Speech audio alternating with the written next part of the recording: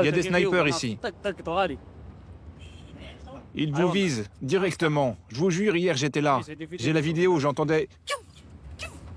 Fin février 2025, armée et forces de soutien rapide s'affrontent pour le contrôle de Khartoum. Cela fait moins de 24 heures que les militaires ont conquis ce quartier de la ville de Bari aux mains des FSR depuis le début de la guerre en avril 2023. Le rez-de-chaussée s'est fissuré, donc le bâtiment est tombé. L'immeuble s'est effondré à cause d'une seule frappe. Maison après maison, rue après rue, les militaires veulent démontrer qu'ils ont soit réussi à repousser les FSR hors de la ville, soit à les tuer. Ici, certains civils vont tenter de revenir. Depuis 2 ans, c'est la première fois qu'on rentre. Là, on revient et la situation est catastrophique. L'obus a détruit les WC et toute la maison. Mais le danger reste permanent. Le conflit fait chaque jour de nouvelles victimes. C'est difficile de vous donner un chiffre, mais beaucoup. On peut dire que le nombre de blessés a dépassé les 100 000. Les soldats, eux, paradent en exhibant leur conquête. La milice se brise et l'ennemi sera défait. Et notre armée est victorieuse. Depuis 2 ans, l'armée soudanaise et les paramilitaires des forces de soutien rapide s'affrontent. Un fossé s'est creusé entre les 2 institutions autrefois alliées, cherchant l'une et l'autre à prendre le pouvoir. Le conflit a fait des dizaines de milliers de morts. Les 2 camps sont accusés de crimes contre les civils. Pour y échapper, plus de 12 millions de personnes ont fui leur maison. C'est la pire crise humanitaire actuelle. La capitale Khartoum et ses villes voisines, Bari et Omdurman, se sont vidées de leurs habitants. Au cours des derniers mois, l'armée est parvenue à repousser les FSR. Elle appelle maintenant les habitants à retrouver leur maison pour redonner vie à la région de Khartoum.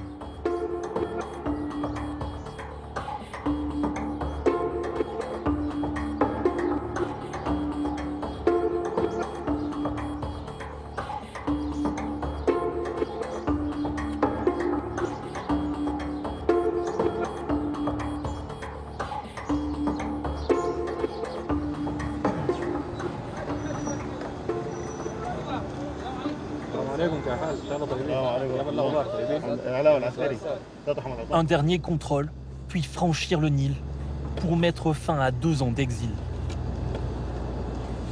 Ibrahim, Asma et leurs 3 garçons, Awab, Mohamed et Ahmed, ont fui la région de Khartoum au tout début de la guerre. Depuis, ils ont été déplacés d'un bout à l'autre du pays. Ils viennent de passer 5 jours en voiture pour rentrer chez eux. Je suis très heureux de rentrer dans ma maison, d'y aller avec mes enfants, de les voir jouer, que notre vie redevienne normale. Je pourrais aussi me remettre à travailler. Ils habitent Bari, ville jumelle de Khartoum, à seulement quelques minutes de voiture du pont qui les relie. Plus la famille s'en approche, plus elle découvre la dure réalité. C'est horrible.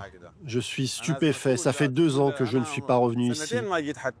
Tout est cassé, même les voitures. C'est vraiment dur de voir ça. Il n'y a personne. Va là-bas, vers le mur effondré.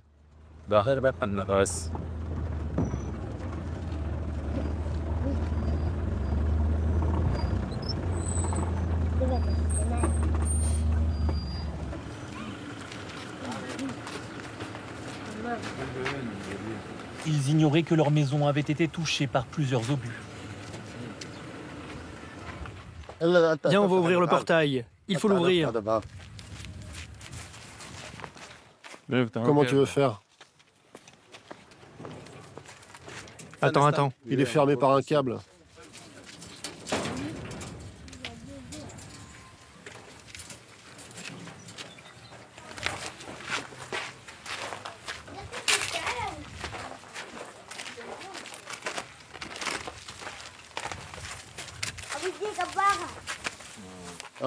La maison est totalement détruite. Elle s'est totalement effondrée.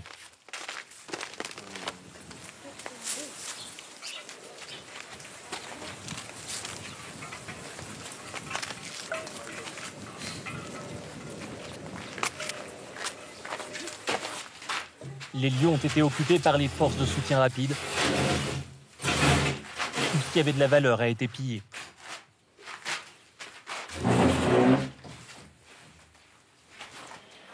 Vous avez vu dans quel état elle est? Vous avez vu les plantes qui ont poussé partout et les affaires abîmées? Je n'ai pas reconnu ma maison. Elle m'est totalement étrangère.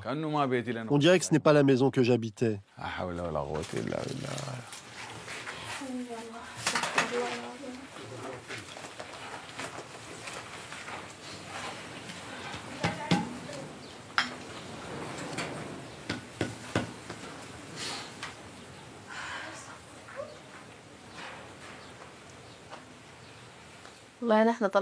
Nous sommes partis pour une semaine ou deux, à la période de l'Aïd. Aux infos, ils disaient la guerre va durer entre 4 et 7 jours, et puis après c'est devenu une semaine, puis un mois. On n'imaginait pas être parti pour 2 ans. Plus de 3 millions de personnes ont fui la région de Khartoum. Les zones de combat sont devenues quasi désertes.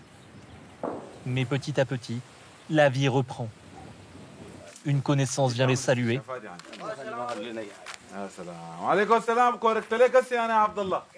Puis c'est leur voisin qui apparaît. Regarde tout ça. Comment on va faire? Où est-ce qu'on va habiter? Vous allez vous faire héberger pendant le temps qu'il faudra. Comment ça? Tu emmènes ta famille ailleurs, tu reviens la journée avec ta femme et tu retournes le soir avec tes enfants. C'est la seule solution. Il y a plein de maisons vides. Vous vous y installez et tu reviens ici. Tu ranges, tu reconstruis petit à petit. Des maisons vides, il y en a plein. Il peut s'installer dans n'importe laquelle? Bien sûr, où il veut. Eh ben voilà. Où tu veux. Abdallah, mon voisin. Abdallah, comment vas-tu?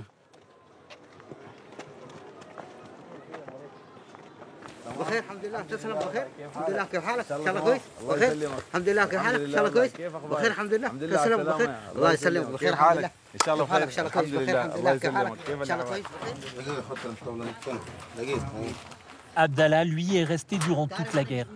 Après l'occupation de la maison, il est venu protéger celle de la mère d'Ibrahim, épargnée par les obus.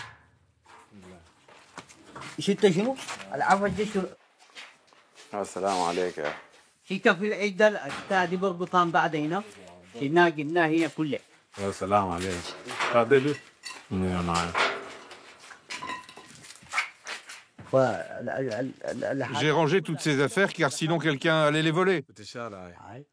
Les gens avaient déjà cassé la porte par 2 fois. À peine arrivé, Ibrahim commence à ranger sa propriété. Il faudra longtemps pour tout remettre en ordre. Mais pour lui, ce n'est pas le plus urgent. L'essentiel, c'est que mes enfants retournent à l'école, qu'ils ne soient pas une génération sacrifiée, comme nous. C'est pour ça que je les ai ramenés ici. Près de 17 millions de petits Soudanais sont déscolarisés à cause du conflit. De nombreuses écoles sont fermées dans les régions affectées par la guerre. Alors quand la population revient, rouvrir est une priorité absolue. Même si des déplacés vivent dans les établissements scolaires.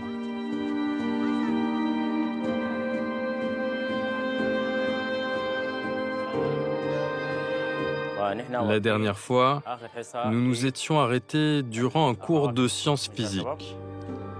Nous parlions de la gravité, c'est ça? Dans cette école de la ville d'Omdurman, voisine de la capitale, toutes les classes n'ont pas rouvert. La majorité des élèves n'est pas revenue en cours. Certains ont été déplacés, d'autres n'ont pas donné de signe de vie. Pour la poignée de présents, hors de question de rater une journée de plus. Je veux être médecin. C'est pour ça que, malgré la guerre, malgré les bombardements et les affrontements, j'ai décidé de revenir à l'école. De nombreux établissements ont été détruits. Beaucoup de professeurs manquent à l'appel. En ce moment, nous sommes bénévoles. Et la guerre dure depuis presque 2 ans. Depuis le début, nous n'avons reçu que 3 salaires. J'ai insisté pour continuer ma carrière de professeur, pour que nos jeunes puissent avoir un bon avenir et qu'ils permettent au Soudan de se relever. Je suis très content quand je rentre en classe. L'école est située dans une zone contrôlée par l'armée. Mais cela ne signifie pas pour autant que le lieu est sûr. Bien que les FSR ne soient plus là, ils nous bombardent de temps en temps. C'est ce que les gens appellent des bombardements à l'aveugle. Mais moi, je ne considère pas qu'ils fassent ça à l'aveugle. Leur objectif est de déstabiliser la ville, de tuer et de déplacer des citoyens. Les cours s'arrêtent en fin de matinée. L'après-midi, les classes sont transformées en logements pour les déplacés.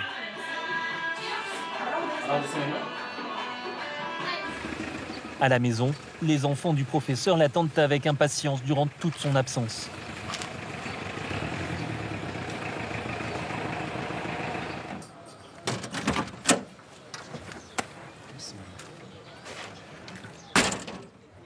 Yanat, viens ici. Comment tu vas? Tout va bien pour vous? Ça va, Ali?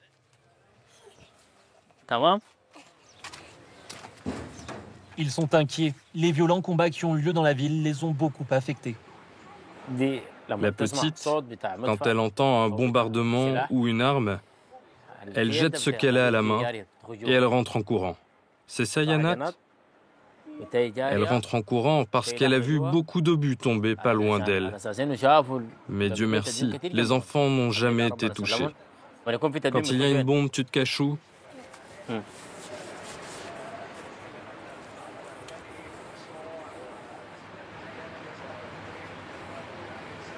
Ces bombardements continuent de terroriser tous les civils malgré l'appel à revenir peupler la région de la capitale. Dans cette rue commerçante d'Omdurman, la vie semble avoir repris comme si de rien n'était. Pourtant, il ne se passe pas une heure sans que les sons de la guerre ne viennent hanter les habitants. À chaque jour, ces nouveaux blessés, ces nouveaux morts. Donne-moi le scalpel. Le jeune homme opéré a eu la jambe brisée par une balle perdue. Vous avez la scie? Le docteur Jamal fait désormais figure de héros dans la région de Khartoum. Depuis le début de la guerre, ce chirurgien orthopédique n'a jamais quitté son poste. L'hôpital qu'il dirige est le seul à être resté ouvert sans interruption. Des dizaines de milliers de blessés y ont été hospitalisés depuis avril 2023. La majorité des blessures qui arrivent sont des fractures ouvertes. Les fractures liées à des tirs ne sont vraiment pas propres. Les plaies ne sont pas propres. Je suis médecin depuis plus de 20 ans et je n'ai jamais vu de blessure comme celle-ci. Jamais je n'ai vu de blessure aussi grave, avec d'aussi mauvais pronostics vitaux. Généralement, le pronostic est négatif. Alors que le médecin opère, des obus tombent dans un quartier voisin. Il y a au moins un mort et plusieurs blessés immédiatement emmenés à l'hôpital Al-Nao. C'est un éclat d'obus qui s'est logé dans sa tête. On a réussi à l'extraire. Souhir n'est pas militaire et ne vit pas non plus à proximité d'une base de l'armée. Sa famille était arrivée il y a peu dans la région de Khartoum. Il y a eu 2 bombardements. 2 maisons de notre quartier ont été touchées.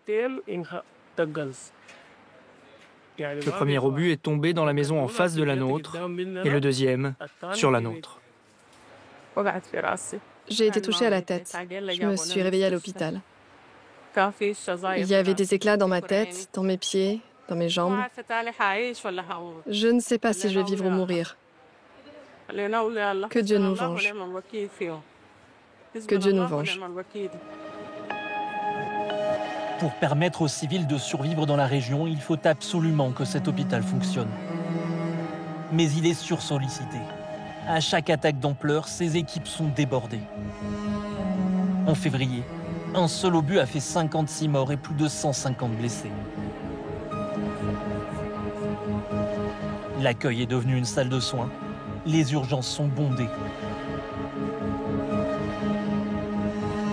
Alors que le docteur traverse son hôpital, un homme meurt sur ce brancard. Pas le temps de s'arrêter. Les vivants ont la priorité. Un patient après l'autre, les consultations s'enchaînent dans les couloirs.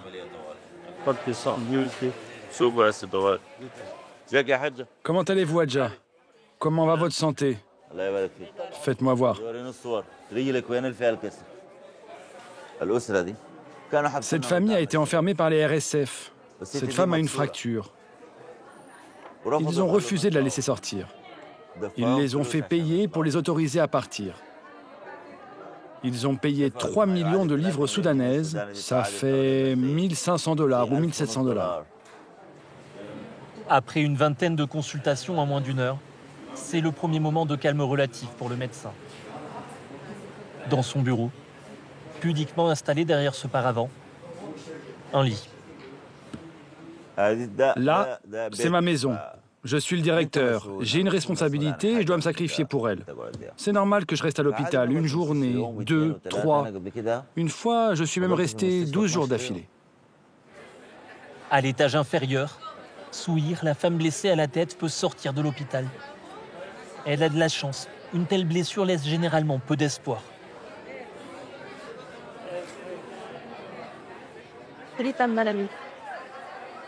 Amoudi, ta mère va bien. Ta mère va bien. Elle n'a rien. Dans leur quartier, la vie ne s'est pas arrêtée. 2 obus, il en faut désormais beaucoup plus pour effrayer les autres habitants. Je ne veux plus de cette maison. Viens chez moi. Personnellement, je ne la laisserai pas retourner chez elle.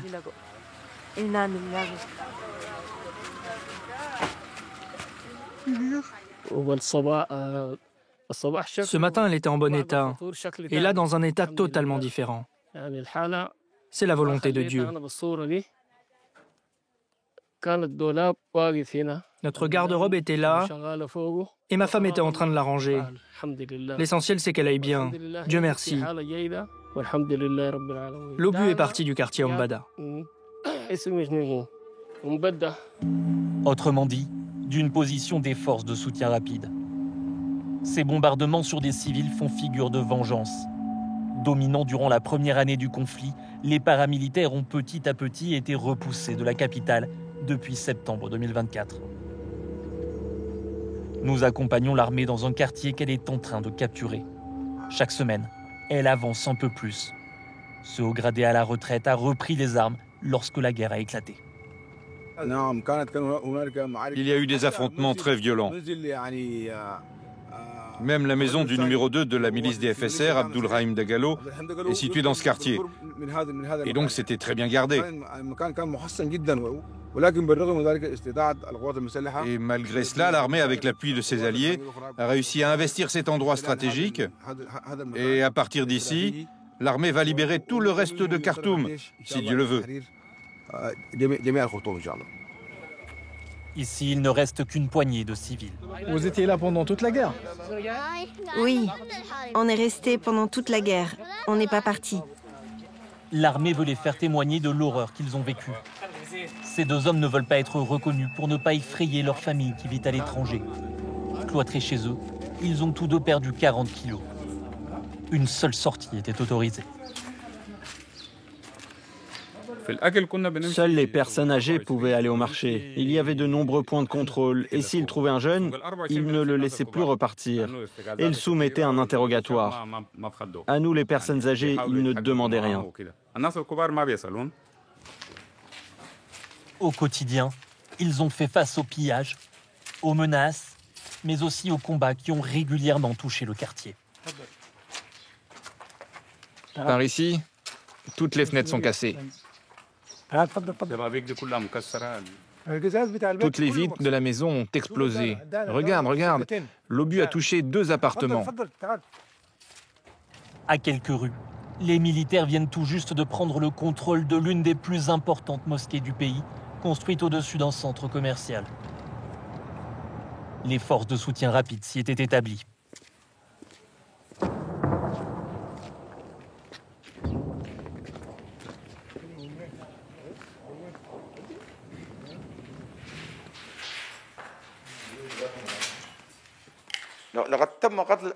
Beaucoup de combattants des RSF ont été tués ici.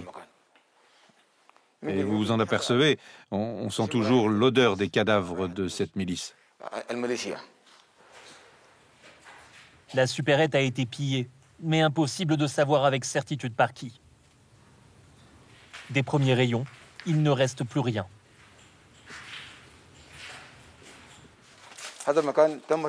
Cet endroit a été libéré récemment. Dans ce marché, on ne peut pas progresser plus loin parce qu'il peut y avoir des explosifs ou des grenades qui n'ont pas encore été désamorcées. Selon l'armée, les paramilitaires laissent régulièrement des pièges. Il faudra longtemps pour déminer tous les quartiers des environs de Khartoum. Ici, on se trouve dans la grande salle de prière de la mosquée. Et sur tous ces murs, il y avait des écrans. Et ils les ont volés. Et rendez-vous compte, ils ont volé aussi tous les câbles en zinc. Chaque vendredi avant la guerre, cette mosquée attirait des milliers de fidèles. Endommagée par les pillages et les combats, elle n'a cependant pas été ciblée par les bombardements. Pour la première fois depuis le début du conflit, un imam peut y mener la prière.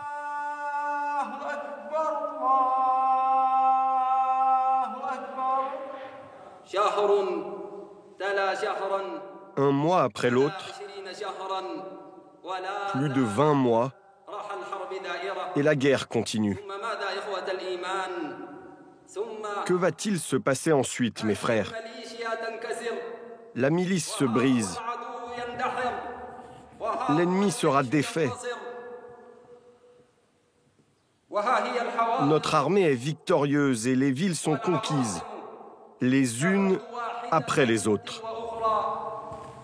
Durant quelques minutes, les soldats déployés à proximité quittent leur poste de combat. Un répit rare, alors que le quartier n'est pas encore totalement sécurisé.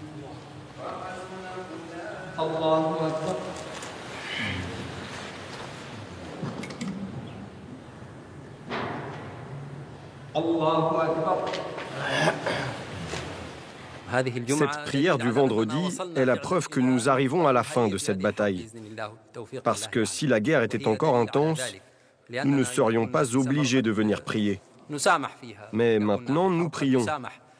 C'est la preuve que nous avançons. Je pense que cela marque une nouvelle ère, que nous allons tout reconstruire.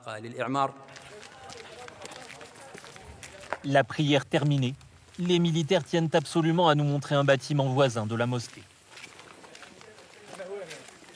Ça, c'est la maison du rebelle Abdulrahim Dagalo, l'un des chefs de la milice. C'est sa maison. Là aussi, impossible de savoir avec certitude qui a pillé la maison. L'armée, tout comme les paramilitaires, sont accusés de vol et d'autres exactions. Mais pour les soldats, les responsables sont évidents. Ce qui est étonnant, c'est que c'est la milice des FSR qui a saccagé cette bâtisse. La milice des FSR vole la milice des FSR. Et ici, vous voyez, c'est une salle de sport complète. On n'en trouve pas d'aussi bien dans les bâtiments officiels. Elle est neuve. Ils venaient de l'installer.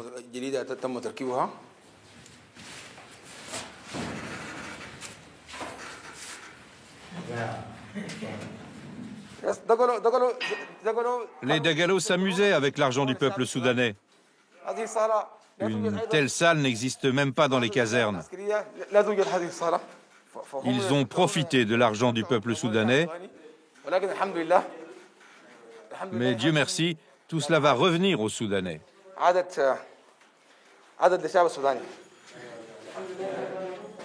Rendre les bâtiments aux civils soudanais, cela prendra du temps. Des tireurs embusqués peuvent se cacher, il reste une menace. Et une fois les lieux entièrement sous contrôle, l'armée devra ramener l'électricité, l'eau et de quoi nourrir les habitants.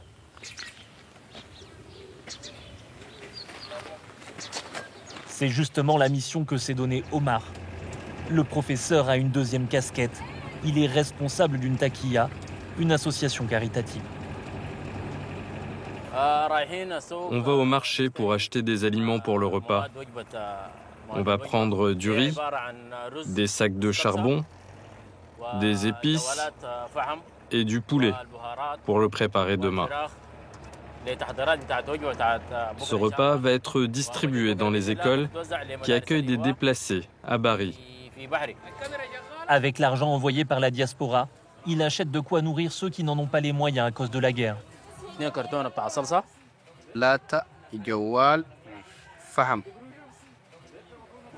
Depuis le début du conflit, ces organisations se sont multipliées autour de Khartoum.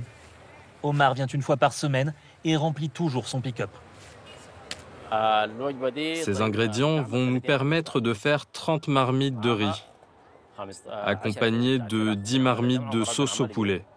Cela va nourrir environ 1200 personnes, peut-être 1500.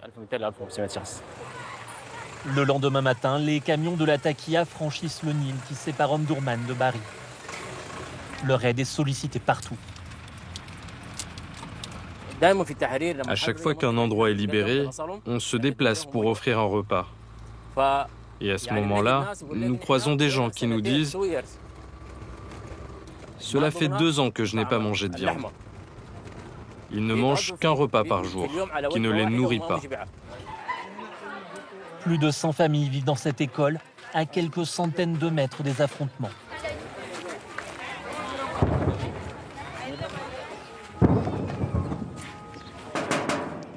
Salam alaikum. كيف الحال؟ كيف الحال شباب؟ كيف الحال؟ إن شاء الله بخير. كيف أخباركم؟ تمام الله يديك العافية بارك الله فيك. كيف الصحة؟ إن شاء الله بخير. بارك الله فيك. Le soutien que nous recevons est insuffisant. Au début, quand les centres pour déplacés ont ouvert, il y avait des aides de l'État. C'était correct. Des gens nous aidaient également. Mais dernièrement, depuis le début de l'année, les aides gouvernementales sont à l'arrêt. Et les taquillas de la région ont cette lourde responsabilité. Faute d'ingrédients, les cuisiniers du camp, des bénévoles, sont au chômage technique la majeure partie du temps. Ce grand plat est pour 8-10 personnes. Là, on est en train de mettre de la sauce sur le riz pour qu'il soit tendre, parce qu'un riz sec est peu digeste. Au Soudan, près de 25 millions de personnes manquent de nourriture. C'est la moitié de la population.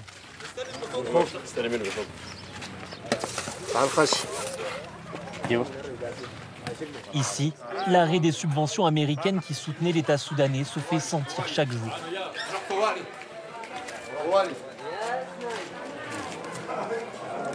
Deux familles vivent dans cette salle de classe. Les impacts sur le toit montrent qu'ils ne sont pas totalement à l'abri. Quand je vois que ces enfants vivent dans des écoles, j'ai mal au cœur. Je ressens des émotions contradictoires. De la joie, parce que je suis venu vers eux, et de la tristesse, car ils n'ont pas de toit, ni de repas. Bien qu'elles soient nombreuses, les taquillas ne sont pas suffisantes. Certains quartiers ne reçoivent aucune aide alimentaire. C'est le cas pour la famille d'Ibrahim, qui vient tout juste de retrouver sa maison détruite. Ils n'ont quasiment plus d'argent et doivent tout de même aller au marché. Ici, il est clair que l'armée vient de reprendre le contrôle. Les soldats sont partout.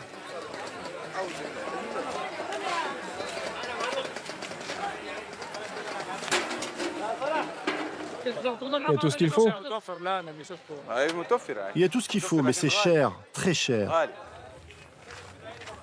Ibrahim rentre avec assez de nourriture pour la journée, sans savoir de quoi sera fait le lendemain.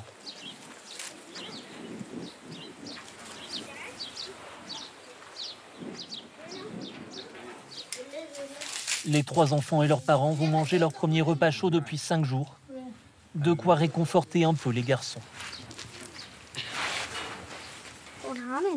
On est heureux, mais il va falloir reconstruire la maison.